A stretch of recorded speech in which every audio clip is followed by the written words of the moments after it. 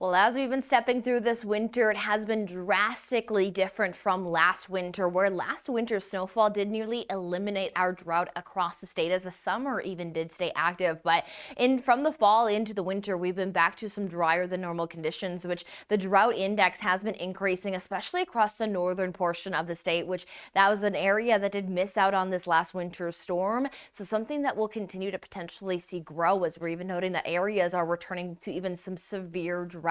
So that will be what we'll watch as we head into these really spring and summer months. Now, the pattern does typically show that March and April can bring some impressive winter storms. So we'll watch one as we'll have a chance coming for late next week. But we are working into some drier days here. Now, we note that there are going to be maybe a few lingering areas of some precipitation down towards areas of I-80 and into Colorado, but most of that moisture is moving out, though there may be some moisture trapped within some of those basin areas. So there will be some regions dealing with some fog that could create some slick surfaces to start off our Friday morning, where we will note temperatures ranging anywhere from those low 20s for much of east of the divide, some single digits and teens there out west. Now, it is going to be cooler than normal here as we head into our weekend forecast, but what we'll note is that it is not far off from those normal high temperatures. We'll see is that even some brightening skies through Sunday will get us back towards that threshold of seasonable temperatures, and then we'll note that we'll have a warming breeze that will aid us to see some warming before that next weather maker moves in by the end of next week.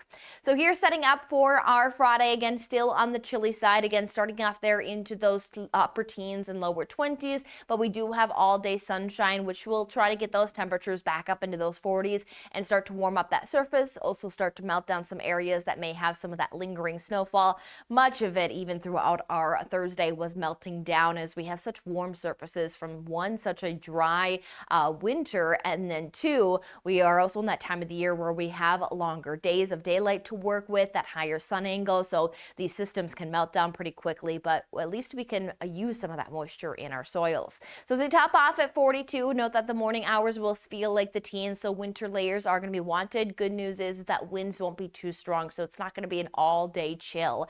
We'll note that much of the Cowboy State is going to hold on to that sunshine with those cool but comfortable temperatures for March day. 51 into Gillette, 50 into Worland, 48 into Cody, 39 into Jackson, to 37 into Rollins. So east of the divide, again, trending a little cooler than that normal high of 49, but we'll be back underneath some of that warming here as we roll into a weekend full of sunshine. Saturday, anywhere from upper 40s to lower 50s. And then as we head into Sunday, that is our St. Patrick's Day, where we'll continue to bring in some sunshine and may just see a high temperature hit 50 degrees, but then we have a more likely chance to be above normal to start off next work week.